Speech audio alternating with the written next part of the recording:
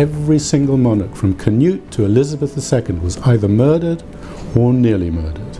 And the proof of the proposition is in the book.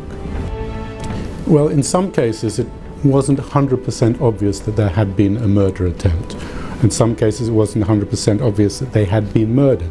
So in the book, sometimes I give the reader an option to decide, was it murder or was it not? And all the evidence is there.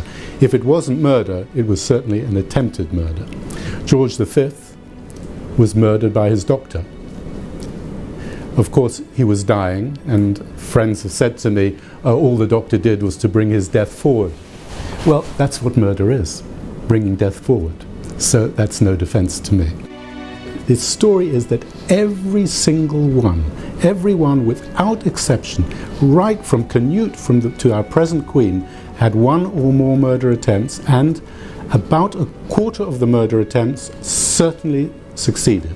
I researched in the British Library, and of course the internet is an infinite, although not 100% trustworthy resource. So everything you find on the internet has to be backed up from somewhere else.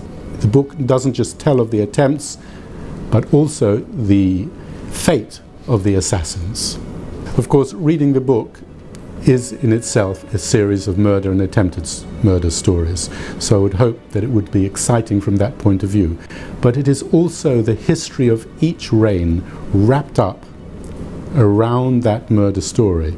So if someone wants to read this series of murder stories and attempted murder stories, at the end, almost incidentally, they will know the history of England and the history of Britain. Because within each reign, I obviously tell the history of the reign to give a context for the murder or the attempted murder. And apart from the history of the reigns, I have littered the book with what I would call interesting facts. Who invented the cappuccino? How? The croissant? How? Who started the Sunday roast? Which monarch started the custom of the bride wearing white?